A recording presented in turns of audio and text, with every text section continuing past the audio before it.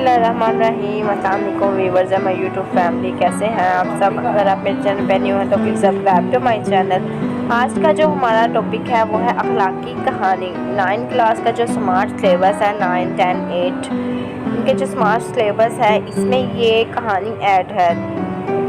इसके दो अखलाकी सबक है, जैसे कि दूध में पानी और दूध का दूध और पानी का पानी। ठीक है, इसकी जगह पे आपको अखलाकी कहानी का जो मोरल है वो ये भी आ सकता है कि जैसे बेईमानी की सज़ा, बेईमानदारी की सज़ा। उनके अखलाकी कहानी का उन्होंने मोरल लेना है। इसमें आपको ये याद रखना है कि जो दूध में पानी और पानी का पानी, दूध का दूध, ये एक ही कहानी का मोरल है। आपको कोई भी मोरल आए, आपने कहानी यही लिखनी है। ठीक है।